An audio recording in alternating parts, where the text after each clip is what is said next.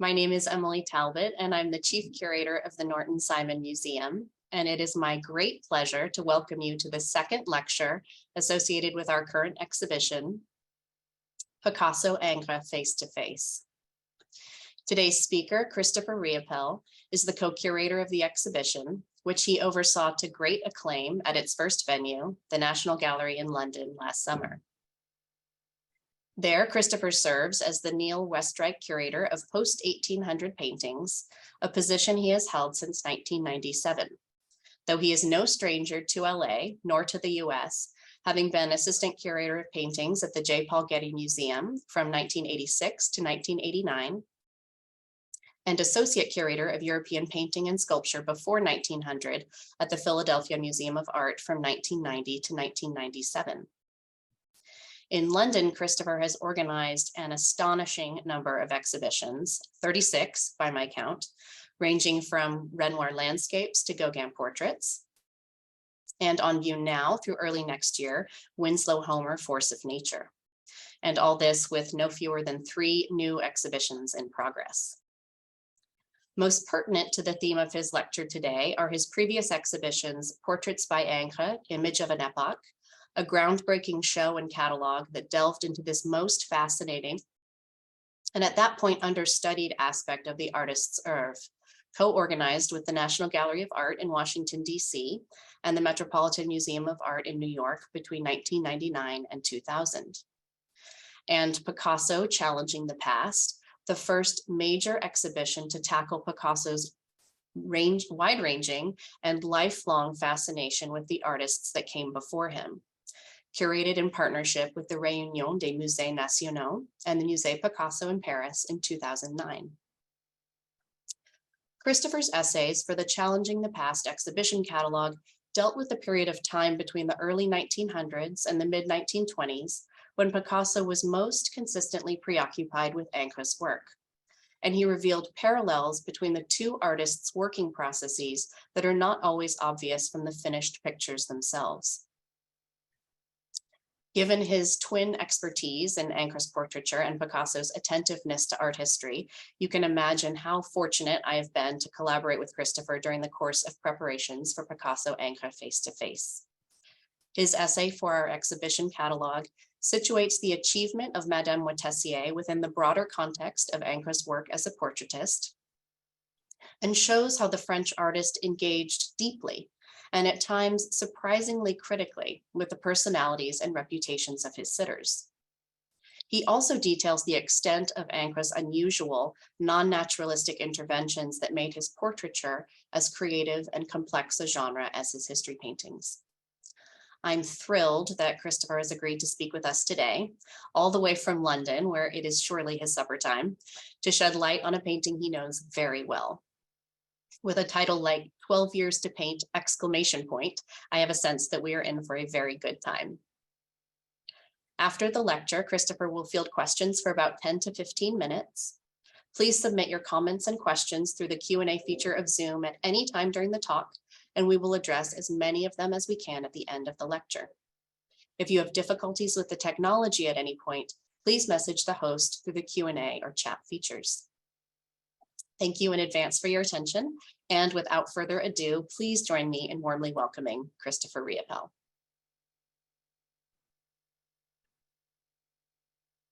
Thank you, Emily. It's a great pleasure to speak to you this evening, as it is in London. It has been a wonderful project between our two institutions. It attracted very large crowds here in London by the simple juxtaposition of 2 absolutely arresting paintings. There you see in front of you the entire exhibition.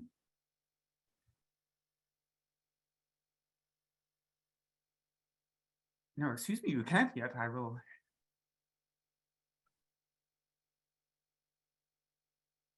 And there you see the exhibition as it was installed in our room 46 at the National Gallery in London.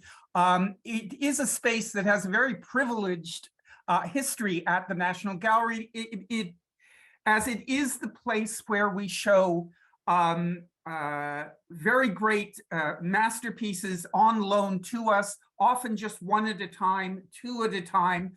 Immediately before Picasso Ingres, the space was inhabited by a picture you all know well, Gainsborough's Blue Boy, from the Huntington, which was also a great success here in London.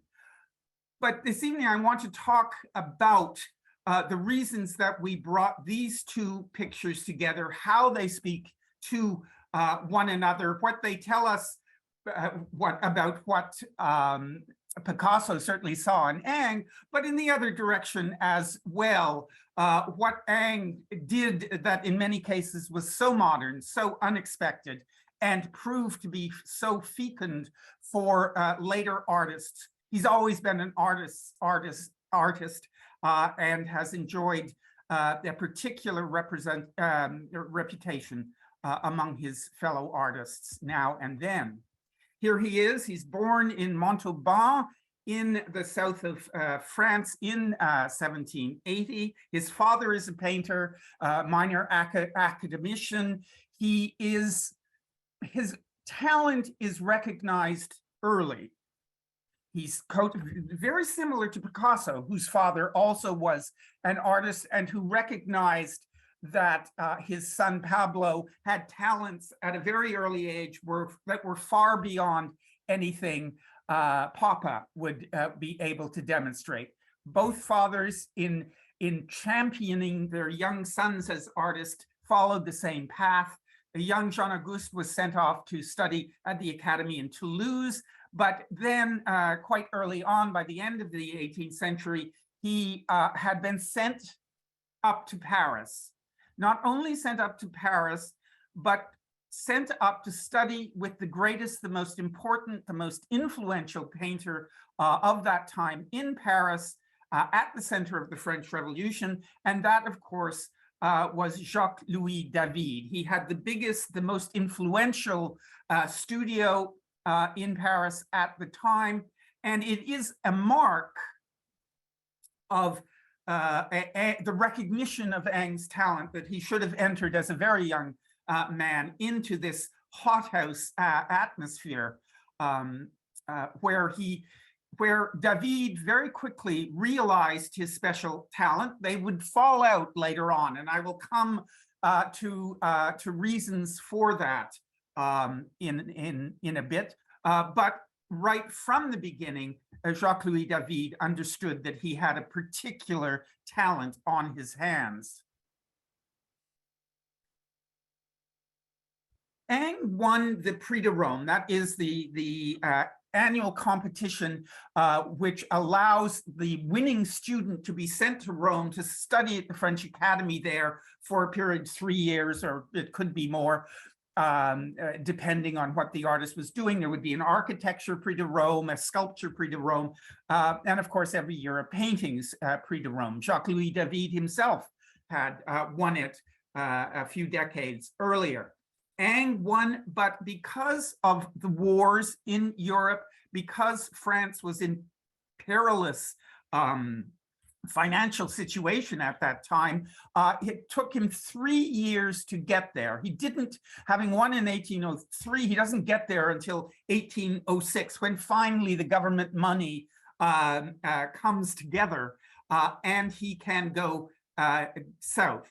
Before he leaves, and this is still a very young man, in 1806, he presents this astonishing portrait at the Salon, showing Napoleon on the imperial throne. It is as if we're looking into the face of God himself, this austere, blank face staring implacably back to him. Every inch of the surface of the painting done with a kind of meticulous attention to detail. There is no evidence anywhere of brushstroke. The personality of Ingres does not come through in terms of brushstroke, as so often with other painters. It's almost like an enamel surface, very, very fine, very, very detailed. utterly original. No one was painting, not even David, with this level of definition. The picture was received by some as amazing, by others as so odd, so imposing, that it was, how would I say, the negative response rather outweighed the positive response. And by the time he was established in Rome late in 1806, he understood that he had not been a success in Paris with Napoleon on his imperial throne. And from that moment, in a certain sense, even though he would not go back until 1824, he would stay in Italy for 18 years, he was always planning his comeback. He was always thinking about, how am I going to make it in Paris, as it were the only place that really mattered to him. And that plotting to do spectacular works in Italy that would impress Paris was certainly one of the motivations of his early career. Of course, Rome was the second capital of the French Empire during the reign of Napoleon. It was a very large contingent of French bureaucrats were sent down to Rome to administer Italy as a province, indeed, of France. Napoleon himself would come to Italy from time to time, but among this coterie of administrators in Rome, Ingres found his first steady clientele for his portrait work, including this man, Monsieur de Norvins, who was the French chief of police in Rome. He is the model for Puccini's Scarpia in Tosca. Stendhal said of him, he was a thoroughly rotten person. And you can see something of this. And always shows us what he kind of thinks of the person he's painting. And those sly, slightly malicious eyes of Norvins give him away, and the pursed lips as well, I would say, even though he is adopting the Napoleonic pose of a right arm in jacket, he's wearing the Légion d'honneur. He's very much a figure of authority. But I think you would agree that even in an image like this, you see that Ingres is somehow digging below the surface and revealing something of the man's character. Indeed, he was a kind of bounder. He was among the very first French to flee Rome months ahead of anyone else when he began to suspect that Napoleon might fall. Off he went as quickly as he could, but he did something extraordinary before he left. In the upper left corner, and if you look at the slide very carefully, or look at the picture when you see it in life, you see that underneath that red curtain, there is a bust, a marble bust that has been painted over. But of course, oil paint becomes transparent over time, so it's the return of the repressed. That head is slowly becoming clearer and clearer, and as the decades and centuries go on, it will become clearer. It was a bust of the King of Rome, that is to say, Napoleon's son, who was meant to take over when his father died. It was a sign of Norvin's allegiance to Napoleon, but as soon as he suspected that Napoleon would fall, he brought the picture back to Ingres and had him paint out what might have been considered to be an incriminating aspect of his career. So not an entirely honorable person, one might say. But this shows the increasing skill at characterization of Ingres' portrait practice during those early Italian years. So too does this remarkable portrait of the Vicomtesse de Senon. a French woman from Lyon who had come down to Rome. She had married, divorced, come down to Rome, and become, at this point, in 1813, 1814, the mistress of Monsieur de Senon, the Vicomte de Senon. It is perhaps, in a long line of remarkable portraits, one of the most remarkable, because we begin to see, especially when he's painting women, very beautiful women, the stylization that Ingres begins to bring to works like this, so that her head is a perfect oval. It's almost like a piece of porcelain. It's so elegant in its oval shape. He's also playing with reflections. It's the first time, and we will see this coming with Madame Moitessier, where he shows a woman in front of the mirror so that you see her twice. In this case, looking at us, and then the very back of her head with even more jewels, etc., on it. Another thing is Ingres is becoming willing to break with the conventions of representation in the interests of making an interesting formal composition. Look at Madame de Senon's right arm. It is unnaturally long, far longer than the left arm leaning back, but it creates this decorative arabesque across the surface. It rhymes with the cashmere shawl like a snake across the back of the picture, and it separates the two hands, so you see all of the rings she is wearing and jewelry. This ability to defy logical representation, but you have to look for it to see it, would become a characteristic of his art.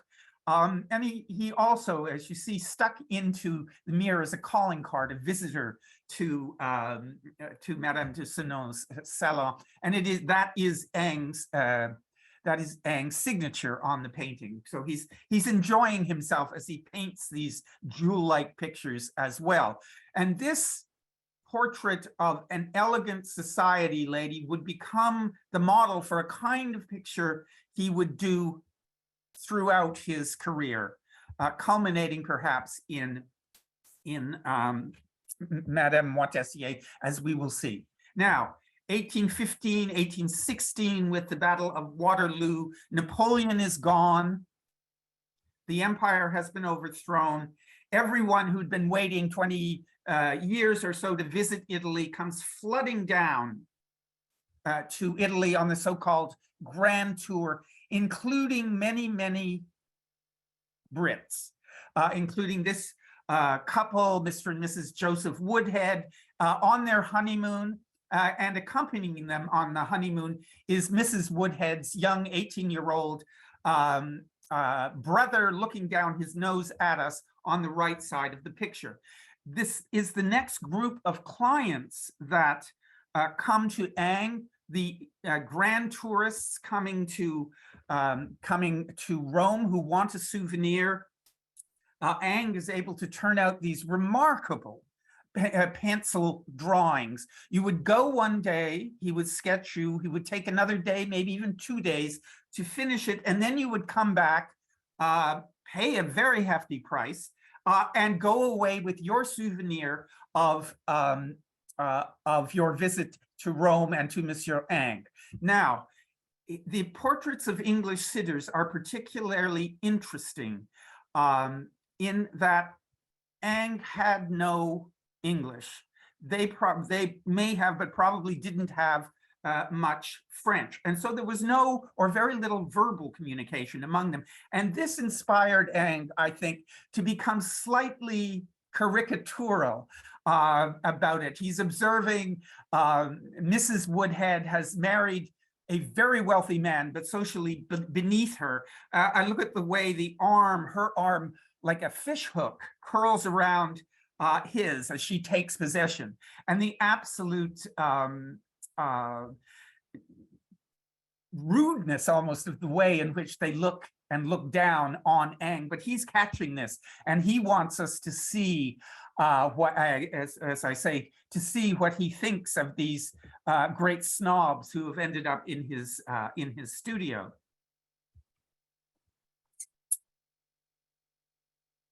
On the left is Ingres' first wife, whom a French woman whom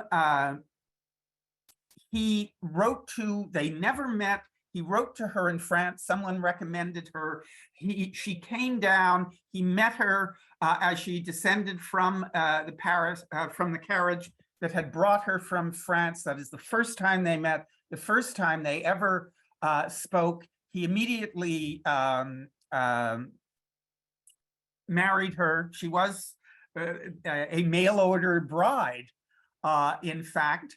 And I will tell you this, they had one of the happiest marriages in recorded history for many, many decades. And this picture on the left is the portrait he painted of her the same time he was painting Madame de Senon we've been looking at, leaving it unfinished. Whenever you see an unfinished portrait by Ingres, he's telling us something.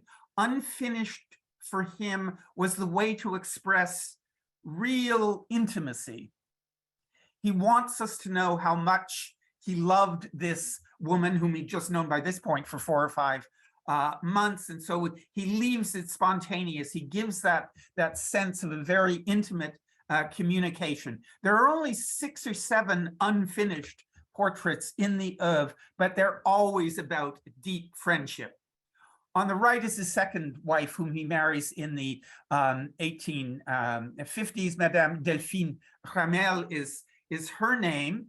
It is also, it's very similar in scale to the portrait of the first wife, but it is much, much more highly finished.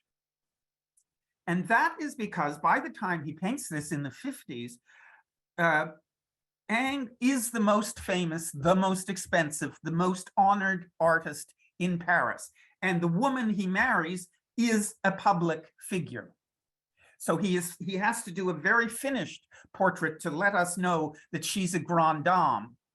Whereas the first wife is intimate, it's a private portrait, never shown, always stayed in the family. Always in Ingres' portraiture, you see these levels of distinction between how he wants us to understand the portrait. He comes back to Paris in 1824. He's, as I say, he'd been practicing painting for a long, imposing big pictures for a long time. Finally, in 1824, he sends back a very large altarpiece called the Vow of Louis XIII. It creates, it's a huge picture. It creates a sensation. He returns in triumph to Paris and is from that moment in 1824 just about the most famous artist in the city, competing with Delacroix and other Géricault and other major figures, but painting in his own highly finished way.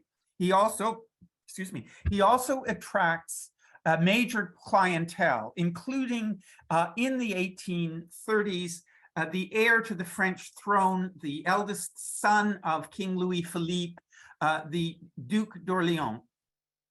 Duc d'Orléans commissions paintings from Ingres. The heir to the throne commissioning your paintings is certainly a feather in your cap. One of the pictures that Ingres paints for the Duc d'Orléans is on the left, Antiochus and Stratonice. Antiochus is dying for love of his father's wife, who is not his mother, his father's second wife. The doctor understands what happens as the lad's heart starts racing as Stratonice, the beloved, walks into the room, and he paints that scene of the moment of recognition of love, if you will, developing this wonderful pose with hand to chin for Stratonice. He then returns for a few years to Italy, to Rome, to head the French Academy. He finishes the painting there in 1841. In 1841, he is visited, Rome is visited by a very grand French lady, the Comtesse d'Argenville, who had been born the Princesse de Broglie. She sees him painting this.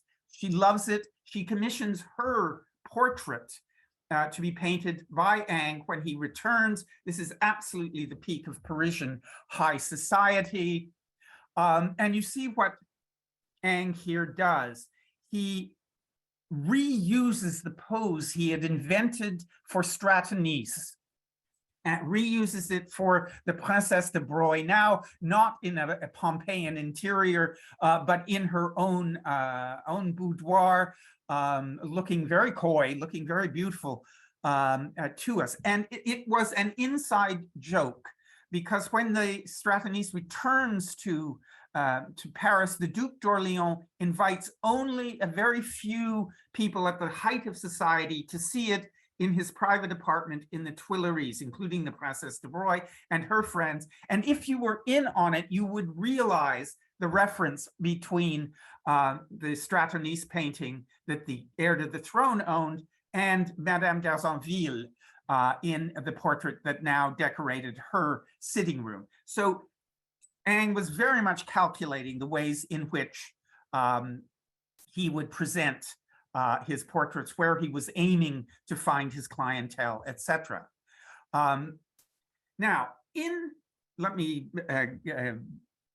digress a little bit.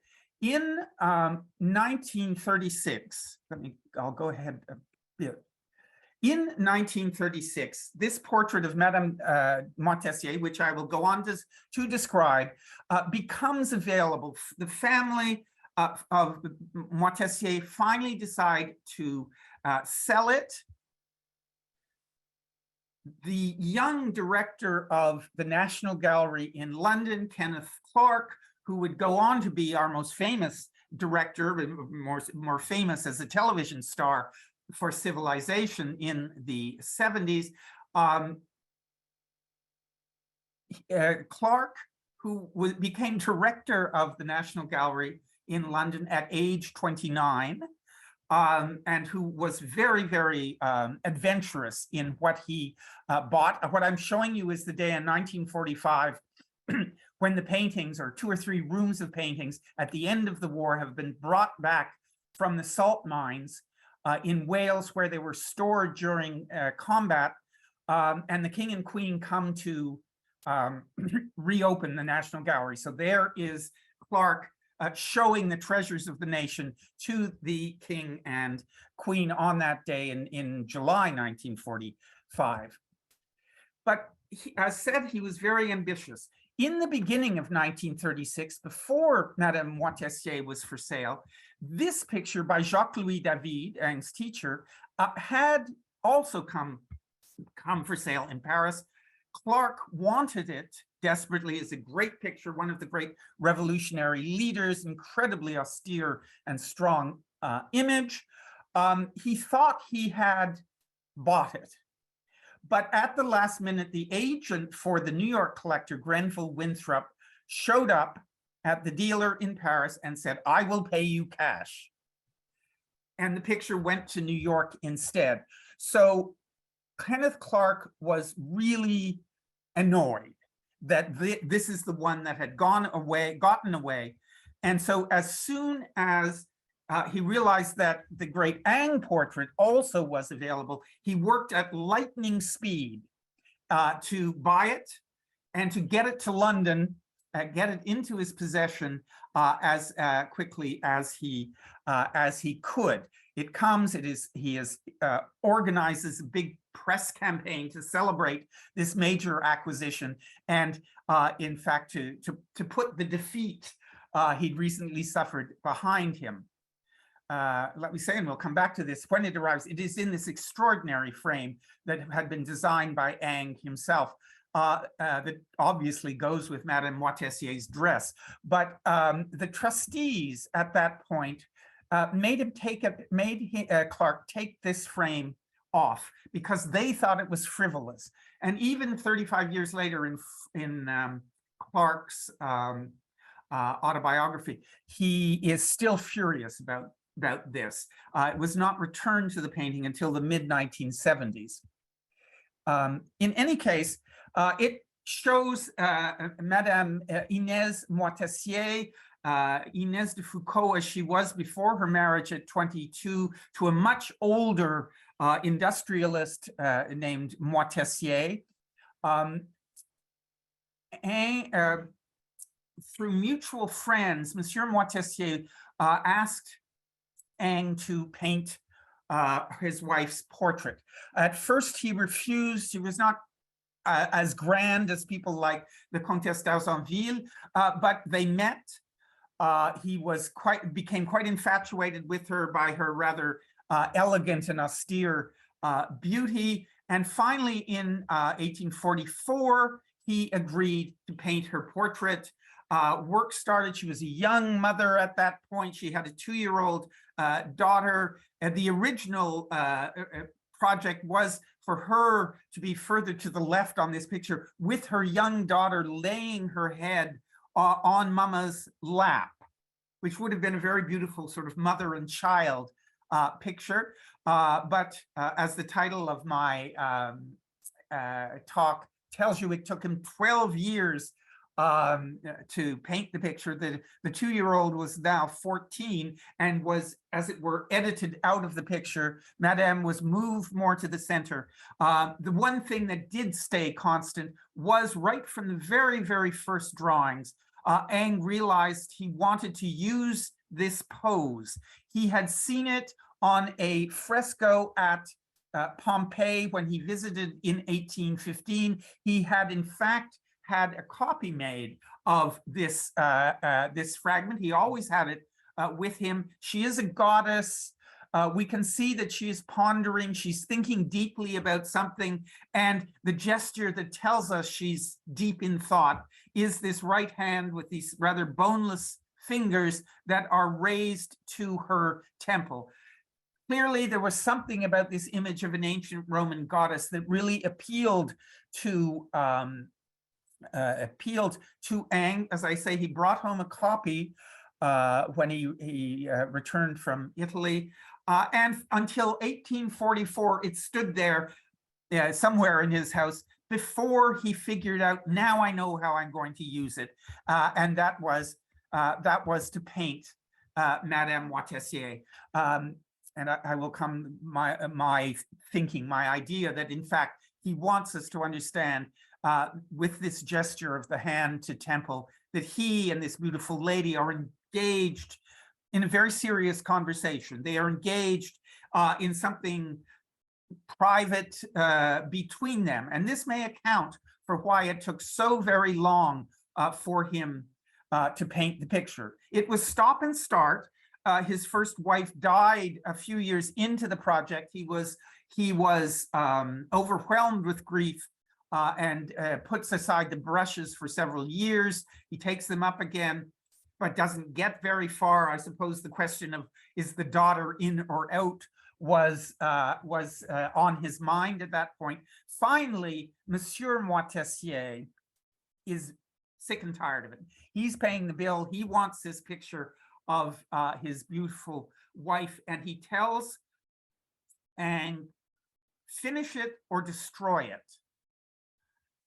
And does something remarkable, which is in a very few months, 5 months, paints a second version of Madame Moitessier. He seems to have no problem with this picture at all. It shows her standing. It shows her ready to go out into Paris, to the opera perhaps, on the arm of her husband, certainly. It is a much more public figure of a Parisian society lady. I defy you to find any difference in the quality of the painting. This picture in the National Gallery of Art in Washington is absolutely exquisite. Every detail, every enamel surface. But the question is, why did this only take him 5 or 6 months to paint, whereas the other one, and they were the same size as well, took him so very much longer?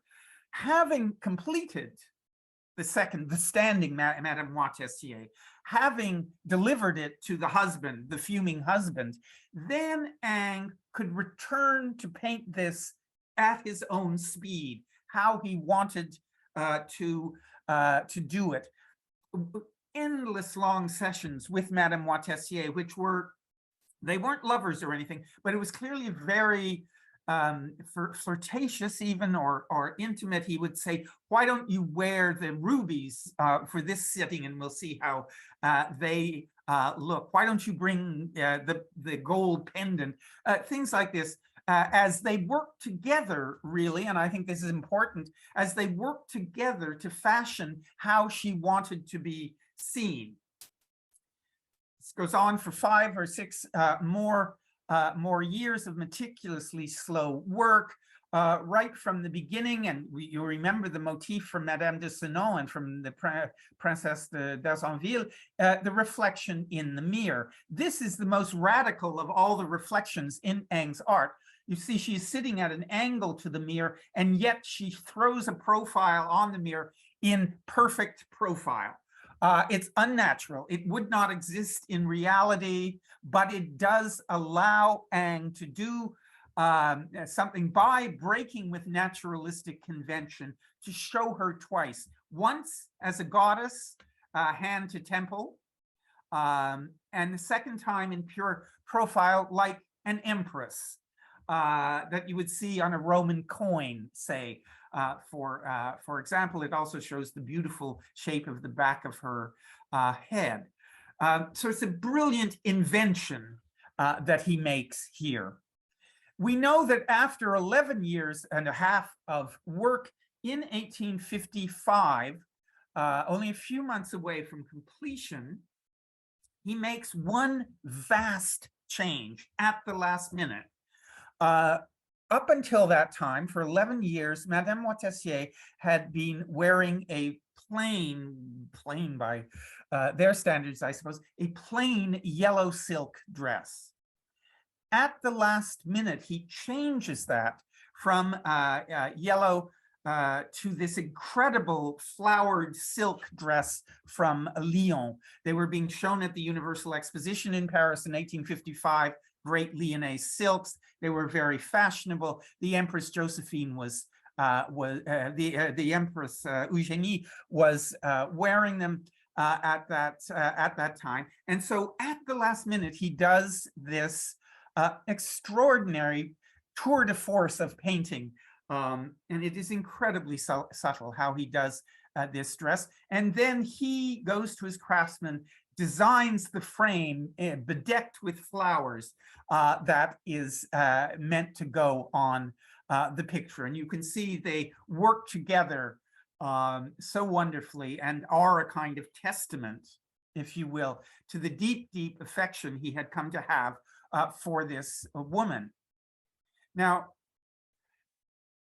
we don't know all that much about her, but one thing we now do know is that the de Foucault family from which she comes was an old Roman Catholic family, very pious, very interested in spiritual matters. We also know that as a young mother, she had taken on the guardianship of a nephew, Charles de Foucault, whose parents had died separately, but in the same year. She became his guardian, he, her ward. He was a classic rich boy roustabout in the army, spending vast amounts of money on wine, women, and song, not serious at all, not interested in doing anything but partying, as we would say today. In fact, she even took him to court to stop his utterly reckless spending of money, and entered with her now 2 daughters into a kind of spiritual relationship with him, advising him, talking about God, about Christianity, about the church, etc., etc. This young man, this roustabout Charles de Foucault, was, as you see, only a few months ago canonized by the Pope as a saint and a martyr.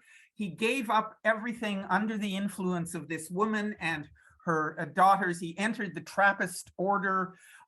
He served as a missionary in North Africa, and he was murdered there in 1916 in an uprising, particularly against the Catholic missionaries there.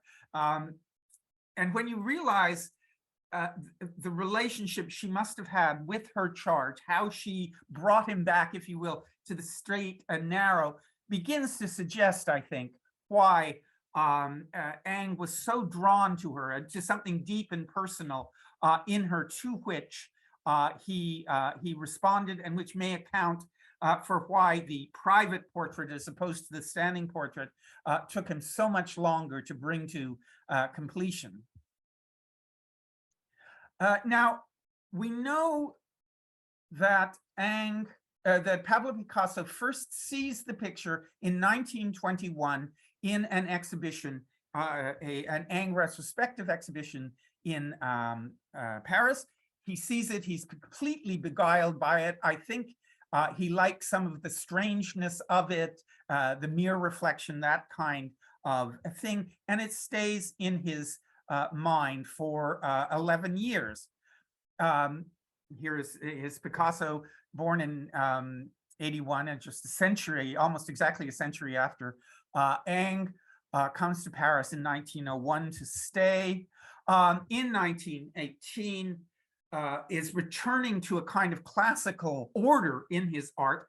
This is the so-called return to order, return to representational painting after the experiments of Cubism. It's also the year when he marries Olga Koklova, the Russian ballet dancer with the Ballet Russe, and paints these exquisite images, these exquisite Ingres-like images in their refinement, in their elegance, in their richness of patterning that you see here. On the left, on the right, on the left is the portrait of Olga, photographic portrait, which was his starting point. So already in by 1920, Picasso was able to paint in a very Ingres-like way, and would do so through much of the 20s. Here's another one of these remarkable, austere, elegant portraits of the first wife, Olga. However, the key year is 1932, when he does when he has his first retrospective exhibition in Zurich. He hangs it himself. Anyone who going to it realized that the person who dominated the imagery by that time was this young girl, Marie-Thérèse Voltaire, whom he had met on the street in Paris in 1927. She was 17 or 18 at the time. He was smitten. They entered into a relationship. He and Olga never divorced.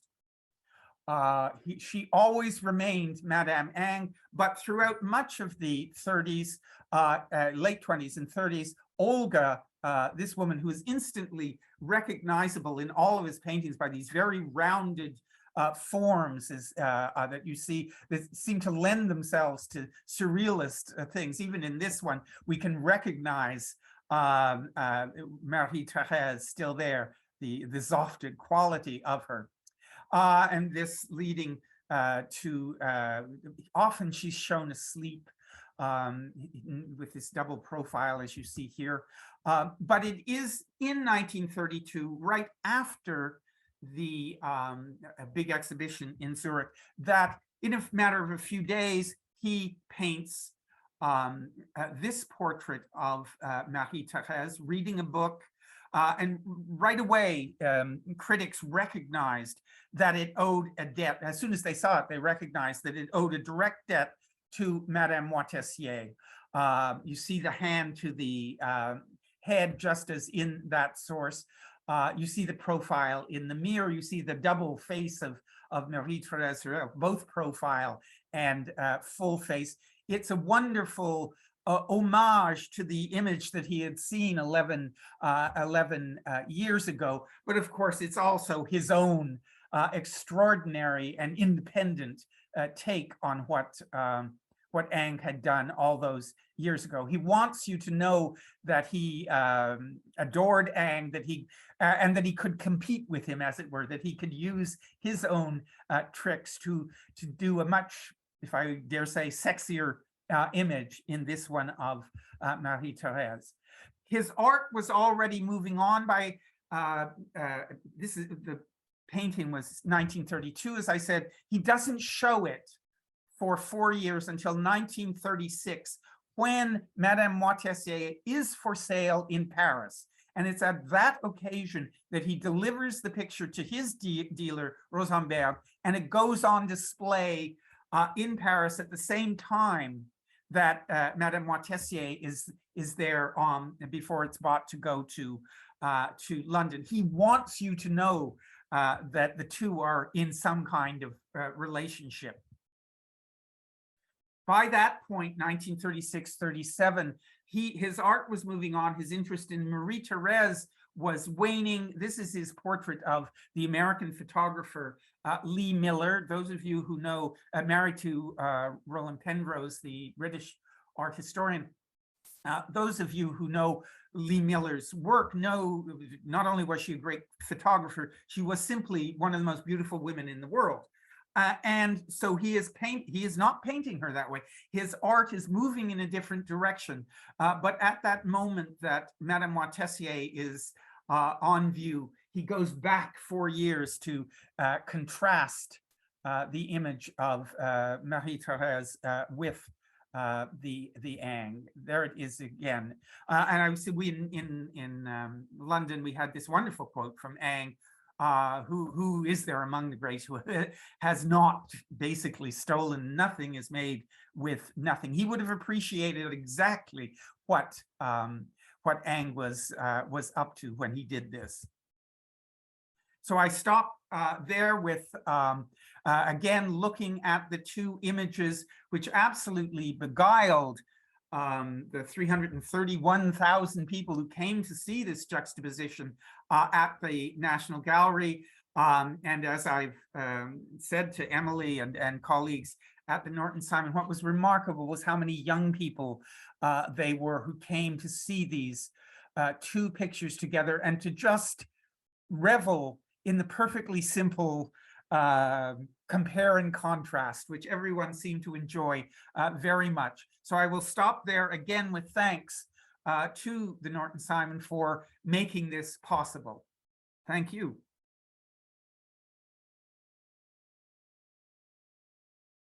Thank you so much, Chris. It's always really fun to get a sense of the context in which Madame Moitessier was produced, to kind of go back a little earlier in Ingres' career, and you provided such a good sense of that. We've got a whole bunch of questions, so I'm going to dive right in, if you don't mind.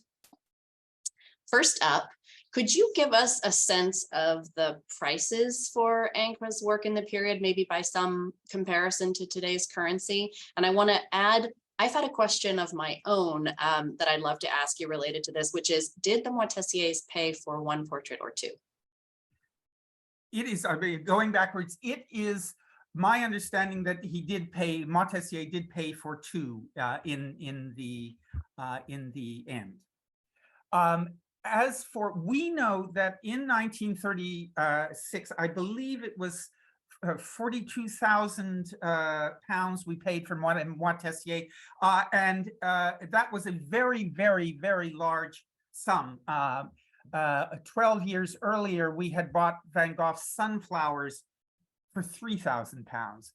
So that was a huge sum. It was recognized as one of the masterpieces of French 19th century art. And we know now that other potential buyers withdrew because they thought it was such an extraordinary price. Of course, today, you know, these prices bear no relation to anything these days. It would be very hard to imagine what a great Ingres portrait would bring today. There simply aren't any that are going to come onto the market.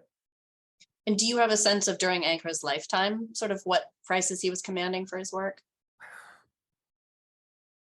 I don't. I would have to go back and look at the research into that. But he was absolutely top of the market. if you went to Ingres, you were going to be willing to pay the top price in Paris at that time. Great. Now, going a little bit back into your PowerPoint, the wonderful Woodhouse sketch. Mr. Woodhouse has his hand in his jacket similar to Napoleon. Is this symbolic? You know, we see this a few times in male portraits that you showed. Any thoughts about the purpose in drawing him that way? It's an interesting question. I think when we're looking at Monsieur Norvin, he's doing it for political purposes to show an allegiance to Napoleon. Mr. Woodhead, you wouldn't have thought would do that. Perhaps it was just a simple way to relax your arm rather than having it just hanging down. Of course, many artists find hands particularly difficult to paint. I can assure you, Ingres never did. I mean, hands brought out the best in him, the most original in him. So no, I don't know why he has his hand that way. Well, then perhaps this is a related question. What do we know of Ingres' politics and how he aligned himself with those in power? As his teacher David before him, he aligned himself with whomever was in power. Throughout his life, it was one series of kings, emperors, Napoleon III. He never, he went easily from Louis Philippe to Louis Napoleon III. He was a great admirer, and I think we even see it in the early portrait of Napoleon. He, like his teacher David, were great admirers of power, and they gravitated to people and leaders with power. Politically, also like Madame de Moitessier, very Catholic, very, I would say, probably right wing in the political spectrum. Mm-hmm. Great. And a sort of stylistic question. Can you talk to us about that comparison that you showed between the two portraits of Ingres' wives and why the first wife, what qualities make that painting appear unfinished? Well, you can see, especially across the bodice and the arms, a lot of spared canvas. There's just no paint on it. He's just brushed in a few lines to suggest a gauzy material across them. It isn't that high meticulous finish. Yes, you see, the hand is very briefly, summarily depicted as well. But as you see in all the other portraits, this is a choice because he can paint with such utter refinement. And then the question arises, why does he leave some pictures unfinished? And as I say, invariably, it's because it's a private portrait of someone he loves. And he's expressing intimacy by leaving it incomplete. Mm-hmm. Great. We got a few questions about the relationship between Ingres and Madame Moitessier, given that they were in a relationship for at least 12 years during the production of this painting. One perhaps could characterize it as intimate, and you've suggested some ways in which that's captured in the painting itself, but can you tell us any more of what we know of their relationship? It seems to have been intellectual. It seems to have been spiritual. He seems very much to enjoy going to her home, and very much when she came to his studio, they seemed to get very deep into conversation. Some of it frivolous, the letters would suggest, but others probably quite serious. It was his way, I think, of interacting with people, women in particular, who attracted his aesthetic pleasure to begin with. He says of saying no to painting the portrait and then meeting her, he says, "I'm painting this because she's so beautiful." Mm-hmm. Great. We have a couple questions about the frame, and I wonder if we could start by maybe talking about the role that Ingres played in having it designed or designing it himself. Do we know anything about the preferences I that he don't think we know the frame maker. It is a wooden frame, but all the flowers are cast, are gesso applied to the surface, and then everything gilded over. Ang himself would not at all have had, he had no sculpting skills, so he clearly made use of very adept craftsmen at the top of their game. I can think of almost no other frames in the world like it. It is absolutely unique, over the top, splendid. When it was taken off of this picture in 1936 on arrival in London, it was found then in the 1970s on a turner. I can't imagine the turner that could stand up to this frame, but it's wonderful to see it back on Madame Moitessier herself, where it belongs. Yeah, I really can't imagine the painting in anything else. And we did get a question about the Picasso frame. I'm not sure if you have an image of that in your PowerPoint, but the Picasso frame was actually commissioned by Norton Simon once the painting was in his collection, and it was designed to replicate one that's on another Picasso painting in our collection, which Simon clearly enjoyed. But I think it's quite a nice choice because it really reiterates the shape of that gold frame within the painting itself. And as Chris, you can appreciate from its installation in London, it's got a lot of impact on the wall, that frame. It really does. It blasts light at you. Moving on. So we have a question about that Lee Miller painting. Is quite astonishing to see, especially if you're familiar with what Lee Miller looked like in person. Can you give us any sense of why he would have characterized her in that way? What he's trying to do with a representation like that?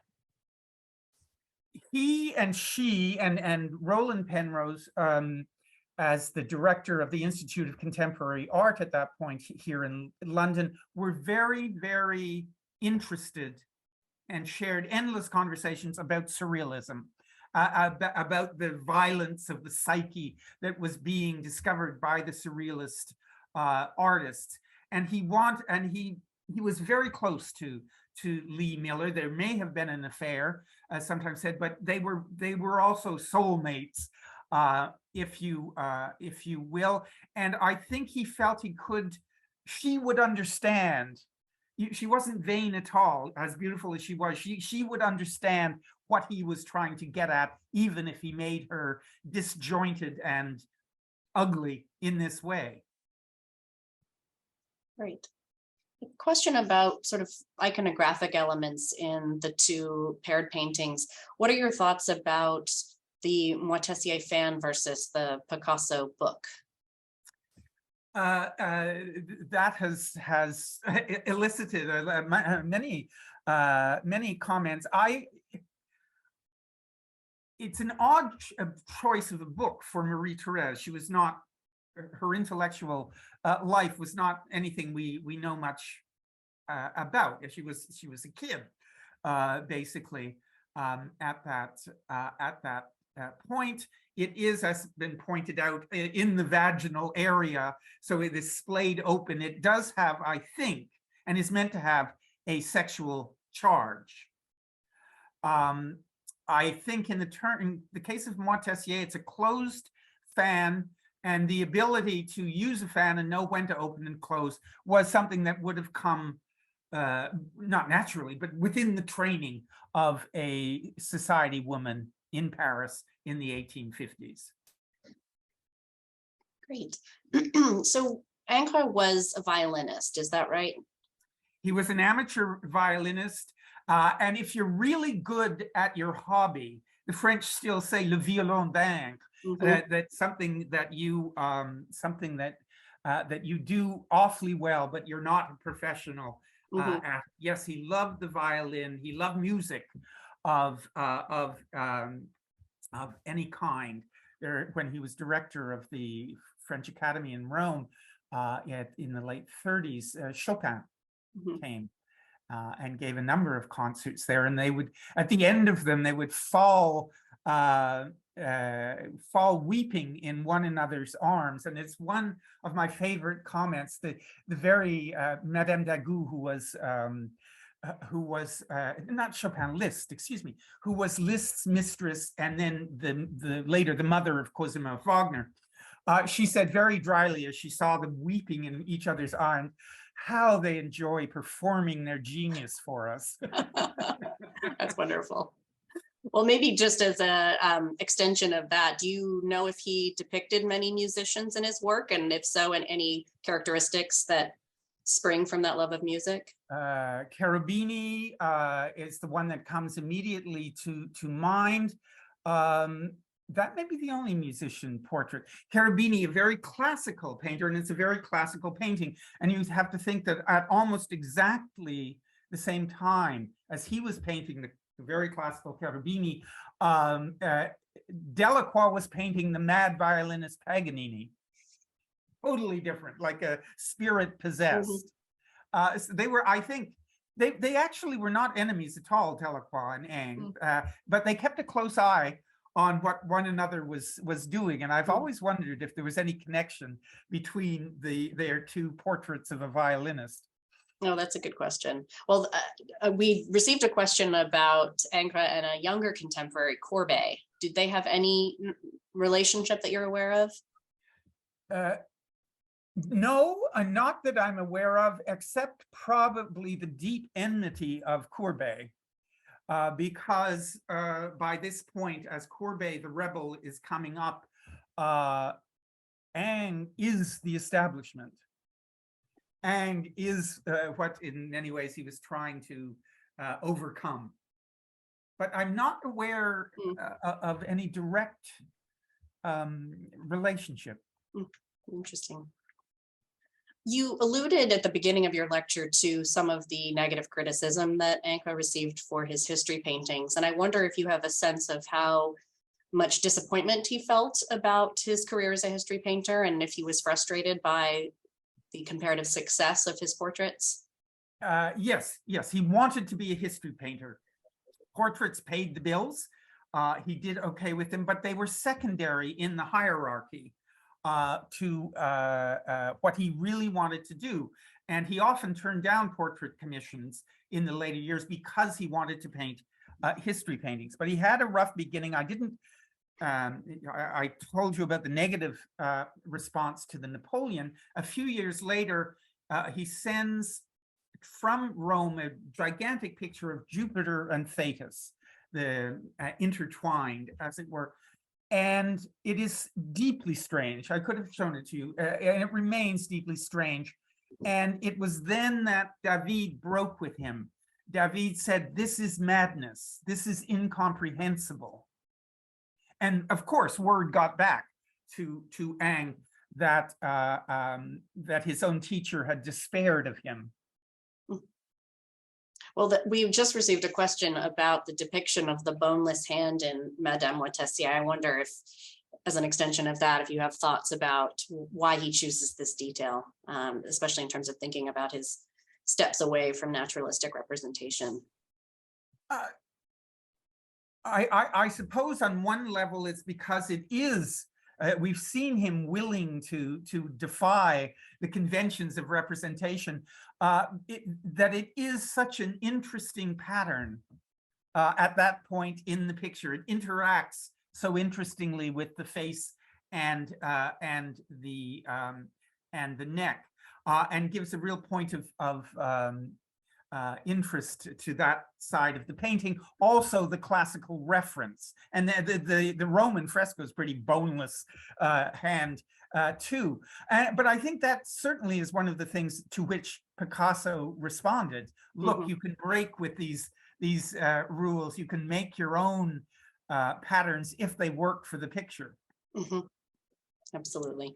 Well, we've got one last question, which concerns studio practice. And I wonder if you could tell us whether Ingres and Picasso each maintained more than one studio, and how they negotiated the relationship with the sitter and where the sitter was located. Did they come to the studio? Did the artists go to them?